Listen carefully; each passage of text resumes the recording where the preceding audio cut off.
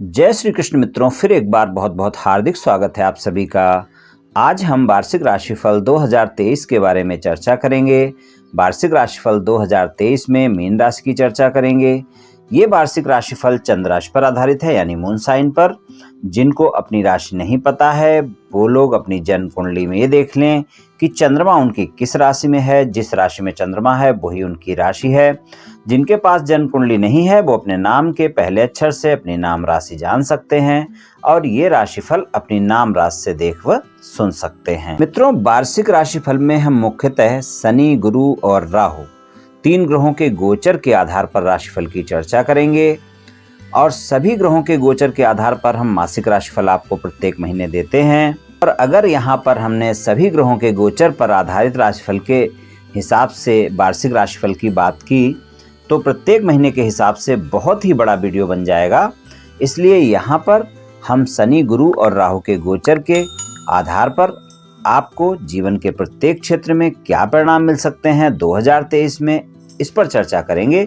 तो चलिए शुरू करते हैं। मित्रों, मीन राशि के स्वामी गुरु हैं और गुरु का जो गोचर है वो 22 अप्रैल तक मीन राशि में ही रहेगा और 22 अप्रैल से ही उनका गोचर मेष राशि में हो जाएगा, यानी आपके दूसरे भाव में हो जाएगा। और शनि देव का जो गोचर है वो 17 जनवरी से कुंभ राशि में होगा। इससे पहले वो मकर राशि में रहेंगे। और राहु राशि परिवर्तन करेंगे 30 अक्टूबर को। 30 अक्टूबर को मीन राशि में जाएंगे। इससे पहले उनका गोचर मेष राशि में रहेगा। और केतु का जो गोचर है वो 30 अक्टूबर को कन्या राशि में हो जाएगा। इससे पहले उनका गोचर तुला राशि में रहेगा। तो चलिए मित्रों शुरू करते हैं। बात करते हैं सबसे पहले आपके शनि देव की कि शनि देव का गोचर आपको 2023 में क्या परिणाम देगा। तो शनि देव की बात करें तो 17 जनवरी से जब शनि देव का गोचर कुंभ राशि में हो जाएगा तो यहाँ पर मीन राशि वालों के लिए साढ़े साती शुरू हो जाएगी। लेकिन साढ़े साती का ये मतलब कभी नहीं होता है कि साढ़े साती के जो परिणाम है वो अच्छे नहीं ही मिलेंगे और सभी राशियों पर एक जैसा प्रभाव भी नहीं रहता है। अगर मान लीजिए आपकी जन्म कुंडली में शनि की स्थिति अच्छी है, वो स्वराशि के हैं, उच्च राशि के हैं, कहने का मतलब आपकी जन्म कुंडली में अगर शनि की स्थिति अच्छी है और आपकी दशा भी अच्छी है तो शनि की साढ़े साती का उतना अशुभ प्रभाव आपको नहीं मिलेगा जितना आपके शनि की स्थिति अच्छी नहीं होने पर मिल सकता है। तो शनि की शुभ स्थिति अगर जन्म कुंडली में है तो आपको साढ़े साती में आपको अशुभ प्रभाव में कमी देखने को मिलेगी। और मान लीजिए शनि आपकी कुंडली में किसी विशेष स्थिति में हैं, योग कारक हैं, तो वहाँ पर आपको अच्छे परिणाम भी दे सकते हैं।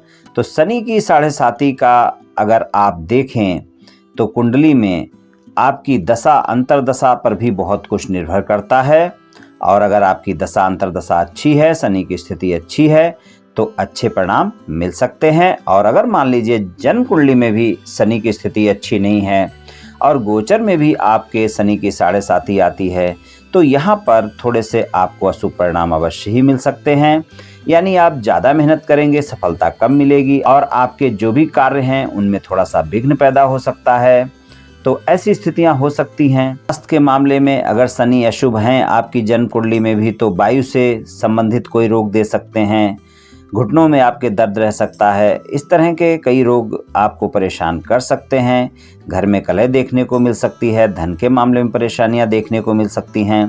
तो अगर शनि की स्थिति अच्छी नहीं है तो साढ़े साती में ये समस्याएं आपको देखने को मिल सकती हैं। और अगर शनि आपकी जन्म कुंडली में अच्छे हैं तो फिर वहाँ पर कोई दिक्कत नहीं है। तो यहाँ पर मीन राशि वाले लोगों को जो शनि की साढ़े साती है ये मैंने इसलिए आपको बताया, सभी को एक तरह के परिणाम देगी ऐसा नहीं है। ये आपकी जन्म कुंडली में शनि की स्थिति पर निर्भर करेगा। और देख लेते हैं कि शनि का गोचर आपको क्या देगा। तो 17 जनवरी से कुंभ राशि में रहेंगे, मकर राशि में सिर्फ 17 दिन का ही गोचर होगा। तो यहाँ पर हम 17 जनवरी से वर्ष 2023 की बात कर रहे हैं क्योंकि 2023 में पूरे वर्ष शनि आपके 12वें भाव में रहेंगे, कुंभ राशि में रहेंगे और आपकी राशि पर साढ़े साती का प्रभाव भी रहेगा। भाव के स्वामी का 12वें भाव में गोचर होगा तो आपकी आय तो नियमित स्रोतों से होती रहेगी। धन और आय के मामले में परिणाम तो आपको मिलेंगे, लेकिन वहां पर खर्चों की अधिकता बहुत देखी जा सकती है। 17 जनवरी से पूरे वर्ष आपको खर्चों की अधिकता देखने को मिल सकती है। शनि की दृष्टियां अगर हम देखें तो शनि की जो दृष्टि है वो दूसरे भाव पर रहेगी। परिवार का भाव है, वाणी का भाव है, धन का भाव है। तो यहाँ पर आपको पारिवारिक सदस्यों के साथ तालमेल बनाकर चलना होगा और परिवार के सदस्यों से वाद विवाद से बचना होगा। हालांकि जो गुरु हैं उनकी स्थिति अगर हम देखें तो गुरु की जो स्थिति है वो 22 अप्रैल तक वो अपने मीन राशि में ही गोचर कर रहे हैं, तो वहाँ पर आपको अच्छे परिणाम देखने को मिलेंगे। प्रेम संबंधों में, शिक्षा में यहाँ पर आपको अच्छे परिणाम देखने को मिलेंगे और आपके पिता के साथ भी संबंध अच्छे रहेंगे और संतान के साथ संबंध अच्छे रहेंगे। और उसके बाद जो गुरु हैं उनका गोचर भी दूसरे भाव में हो जाएगा, मेष राशि में हो जाएगा। तो गुरु का गोचर 22 अप्रैल से मेष राशि में होगा और शनि देव की 17 जनवरी से दूसरे भाव पर दृष्टि होगी। हालांकि दूसरे भाव में गुरु होंगे जो कि आपके दसम भाव और प्रथम भाव के स्वामी हैं, लेकिन शनि की दृष्टि भी होगी। तो यहाँ पर आपको परिवार के सदस्यों के साथ वाणी पर संयम रखना होगा और अपनी जो बातचीत है उसमें थोड़ा सा आपको शब्दों का सही चयन करना होगा, क्योंकि राहु का गोचर भी मेष राशि में 30 अक्टूबर तक रहने वाला है। तो राहु भी वहाँ पर होंगे गोचर में 30 अक्टूबर तक और जो आपके शनिदेव की दृष्टि 17 जनवरी से पूरे वर्ष होगी और गुरु जो है 22 अप्रैल से पूरे वर्ष वहाँ पर गोचर में होंगे। तो दूसरे भाव से संबंधित जो परिणाम हैं वो आपको जैसे धन के मामले में अचानक कोई लाभ भी देखने को मिल सकता है, लेकिन खर्चे अधिक बने रहने के कारण धन के मामले में आपको सामान्य परिणाम देखने को मिलेंगे। और पारिवारिक जीवन की अगर बात करें तो पारिवारिक जीवन भी आपका सामान्य ही रहेगा, क्योंकि आपकी वाणी के चलते परिवार के सदस्यों के साथ आपके तालमेल में कमी देखने को मिल सकती है। इसलिए वाणी पर संयम आपको जरूर रखना होगा और आपको परिवार के सदस्यों के साथ तालमेल बनाकर भी चलना होगा। शनि की सप्तम दृष्टि छठे भाव पर रहेगी और गुरु की जो दृष्टि है 22 अप्रैल से छठे भाव पर पंचम दृष्टि आ जाएगी।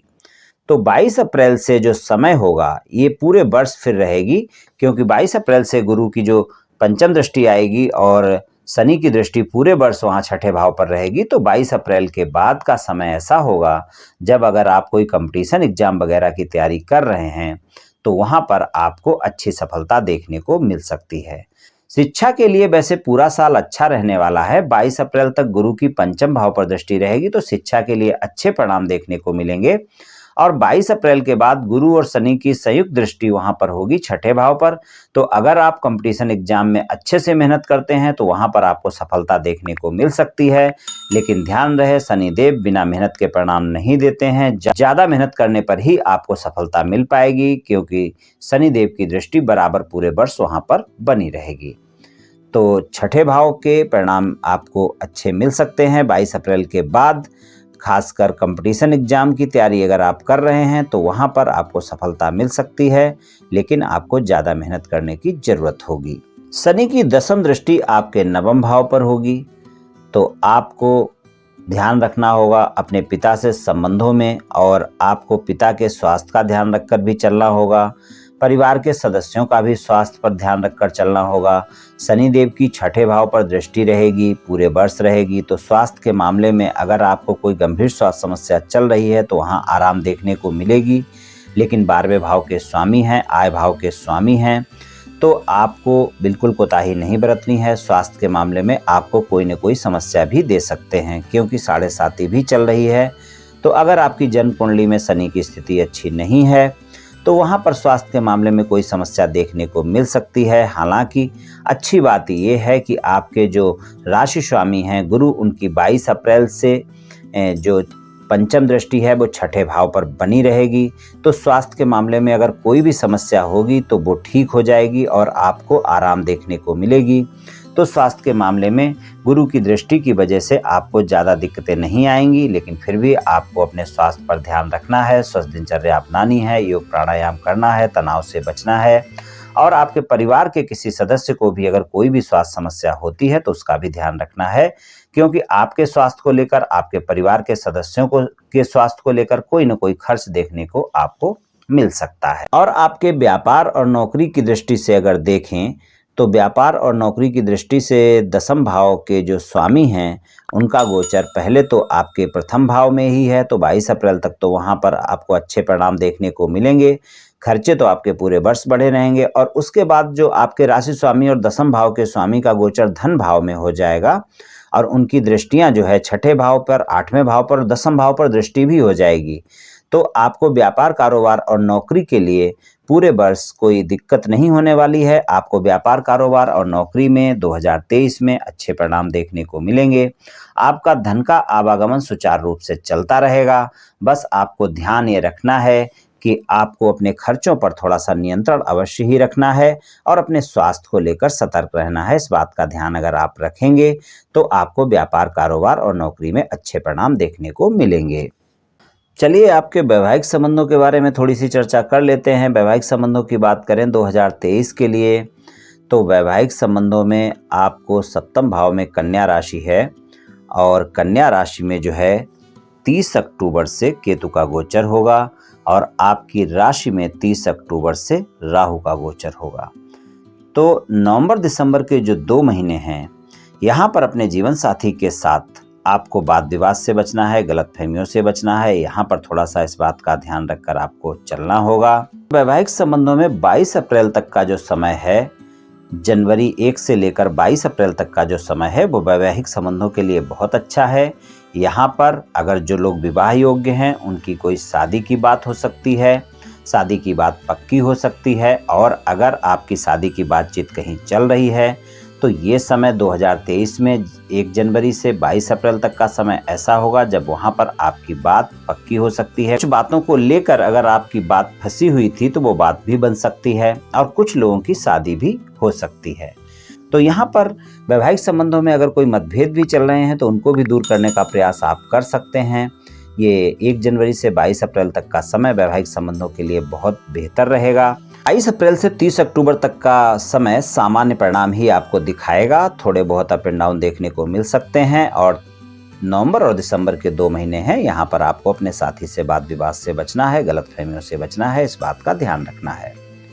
प्रेम संबंध कैसे रहेंगे मीन राशि वालों के 2023 में? तो प्रेम संबंधों की बात करें तो 22 अप्रैल तक तो बहुत बढ़िया समय है। आपके प्रेम संबंधों में प्रेमी प्रेमिका के साथ काफ़ी मधुरता भी बनी रहेगी, काफ़ी मधुर संबंध रहेंगे। लेकिन आपको अपनी वाणी पर संयम अवश्य ही रखकर चलना होगा क्योंकि राहु का गोचर वहाँ पर है आपके वाणी के भाव में, दूसरे भाव में। तो ये बात आपको ध्यान रखनी है। अगर आप वाणी पर संयम रखेंगे, अपने प्रेमी प्रेमिका के साथ गलतफहमियां नहीं पालेंगे, तो यहाँ पर 22 अप्रैल तक आपको प्रेम संबंधों में काफ़ी अच्छे परिणाम देखने को मिलेंगे। यहाँ पर आपको साथी की तलाश भी पूरी हो सकती है। यानी अगर आपकी किसी से मित्रता है या मित्रवत संबंध है तो वहाँ पर आप उनको प्रेम संबंधों में बदलने का प्रयास कर सकते हैं, प्रस्ताव दे सकते हैं और आपका प्रस्ताव स्वीकार भी किया जा सकता है। तो प्रेम संबंधों के लिए 22 अप्रैल तक का अच्छा समय रहेगा अगर आप अपनी वाणी पर नियंत्रण रखेंगे, क्रोध पर नियंत्रण रखेंगे। और 22 अप्रैल से 30 अक्टूबर तक का जो समय होगा वहाँ पर भी आपको सामान्य परिणाम ही मिलेंगे। लेकिन आपको पूरे वर्ष अपने प्रेमी प्रेमिका के साथ वाणी पर संयम अवश्य ही रखना होगा। वैवाहिक संबंधों में भी इस बात का आप ध्यान रखें।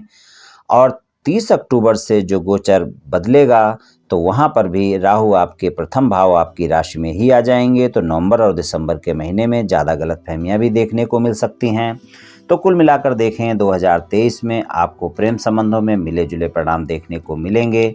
आपको वाणी पर, क्रोध पर और अहम पर नियंत्रण आपको पूरे वर्ष रखकर चलना होगा, तभी आपको अच्छे परिणाम देखने को मिलेंगे। लेकिन पूरे वर्ष में मैं अगर सबसे अच्छा समय देखूं तो 22 अप्रैल तक का समय ज़्यादा बेहतर दिख रहा है प्रेम संबंधों में मीन राशि वालों के।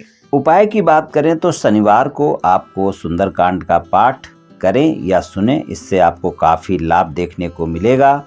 और मंगलवार को आप हनुमान मंदिर जाएं, हनुमान चालीसा का पाठ करें या मंगलवार को भी सुंदरकांड का पाठ कर सकते हैं। और बूंदी का प्रसाद मंदिर में चढ़ाएं, गरीबों में बांटें, खुद भी ग्रहण करें। ये उपाय आपके लिए सबसे अच्छा रहेगा।